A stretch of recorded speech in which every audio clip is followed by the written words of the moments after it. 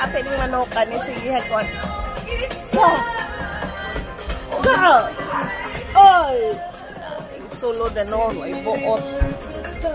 Ay. Sulod na no. Sulod na. Ha.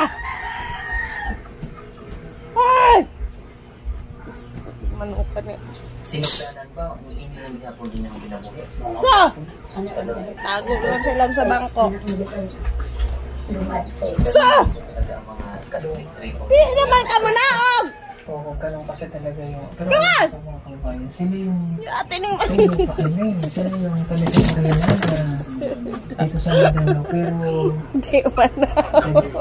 Iyaw na nato ni. Pangatak sa mga anak. Kaya trabaho. Di man mo gawa si Haon. Paman. Ihaw na ne?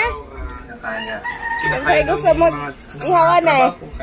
Di man mo gawa sa kung saan bugaw. Kasi, alam niyo mga kababayan, yung mga lumad, mga katutubo, sila yung original na Ihaon ka dili. dito sa Mindanao. Ha? Pero tingnan niyo po, Hoy.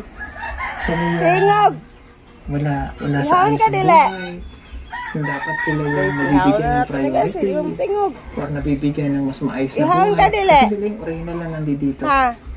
Pero dahil O buhian ta kay nagbalik diri ha. Balik lang ka diri. makabagong panahon, pag-iwan na sila, marami sa kanila hindi nakapag-aral. Ikaw na dito palayaw na mo balik pa gyud diri. Pero, kahit ganito sila, hindi sila nagreklamo. Ay nagbalik diri ha. Basta naglita sila, na mapagtataniman, may kamote, may kakakain sila. Masaya sila din. Manukan eh. Taman! Katpon? Apoy sa din ngayon pong katpon. Ay. Wala may katpon. Last ni katpon din nyo. Wala na may ugma sa buntag.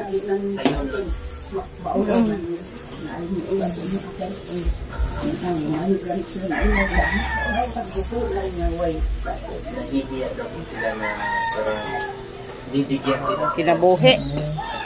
Ano nila, para mag-stay lang daw sila dito.